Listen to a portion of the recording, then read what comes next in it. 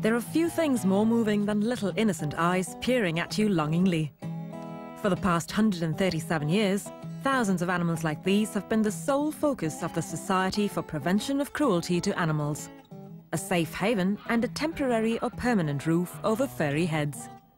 New Zealand's extensive network of SPCA shelters trace their roots to the late 1800s, back when resources were scarce, but passion was abundant.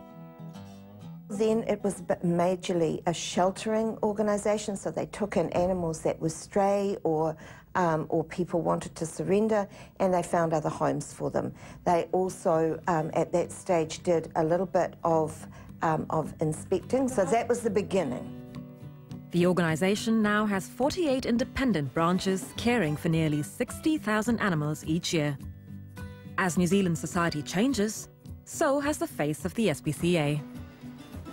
The committees of SPCAs were generally older people in the community, retired, and now a lot of younger people are really interested.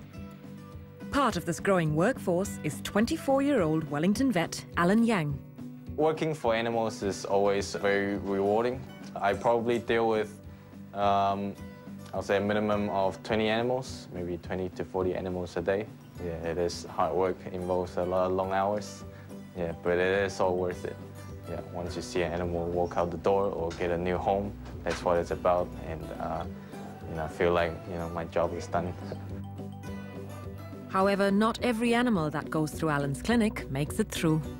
If one animal, say, doesn't make it, then I would think about, learning lessons from this particular animal and hopefully be able to take lessons from that and save more animals from that point on.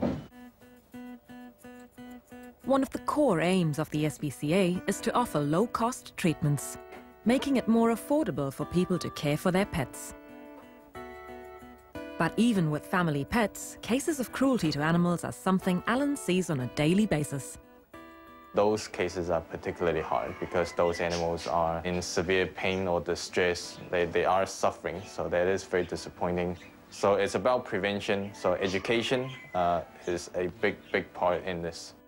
As the in-house vet, Alan participates in education and awareness programs for children, teaching core values from the ground up. We do school tours in primary schools, start them when they're young, and this is based on the research that has been recently done to show that reduction in animal violence will reduce domestic violence as well. When you show compassion to animals, that's a very big step towards just showing compassion to, say, another person. The sad reality is that not all animals here find homes immediately. And over time, space, resources and funds to save lives become even more precious. So it's a huge task for an organisation like this to take up, which is why they rely so heavily on fundraising events like the annual Cupcake Day. An average small-town SPCA requires about $12,000 each month to function, so the need for charity is clear.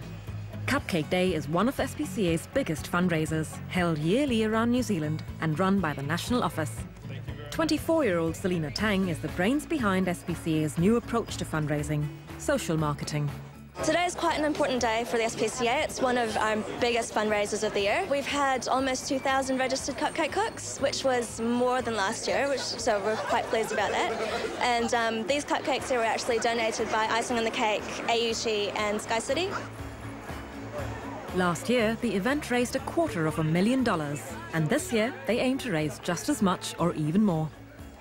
It will get used for anything that the SPCA needs, so maybe more desexing of the animals that come in, more promotion, just basically anything that the SPCA needs the money for.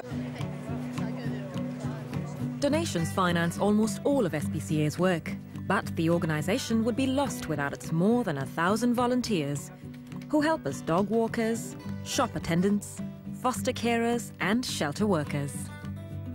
New Zealand would just grind to a stop without volunteers, and the SPCA is no different. But there are still a lot of our branches that are staffed entirely by volunteers. They don't have one paid staff.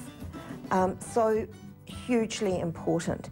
But what we're learning to do is diversify what we're asking people to do. Carmela Lee and her mate Sam the Beagle visit the disabled and elderly on weekends. They're volunteers for the Pet Outreach Program of St. John's and the SPCA. We do have a few people that we come and visit every fortnight, and they are so used to him now, and they say hi to him before they say hi to me. So he does make quite an impression. Yeah. I think if you've had pets in your life, it's quite sad to give them up at some stage. And a lot of people here have had animals in their lives, and they really miss having that company. So even though it's, once a fortnight or once a week, I think they appreciate having the animal there, and it brings back memories. Restaurant worker Ray Jester spends his weekly day off here at the SPCA farm in Mangere, Auckland. For the past 2 years, he's made sure all rescued animals here are fed, medicated and looked after. I kind of like it here because it's a little bit more peaceful, But when I'm in the restaurant, it gets a bit hectic. So, yeah, I like the change. It's like a midweek vacation. Yeah, my little sort of silent getaway. Even though I may not have the money to donate, I'd like to put my time and energy for it. How old is Cupcake? Yeah, about 3 to 4 weeks. Where was she found? She was surrendered. Yeah, so basically just the owner have the money to look after her, pretty much. But at the moment, we've got about 70 animals, so it is quite a busy time for us. And there's not many barn staff usually, and sometimes the work gets stretched out a little bit. So these animals here are actually much luckier than a lot of the others that SPCA gets each year. These goats and sheep here have got permanent residence in SPCA as educational animals. The farm animals enjoy 5 hectares of space, while the adoption centre currently houses hundreds of animals. It's a mammoth task that New Zealand SPCA works towards each day with generous help from its volunteers. But more help is always welcome. So if that sounds like you, visit the SPCA website.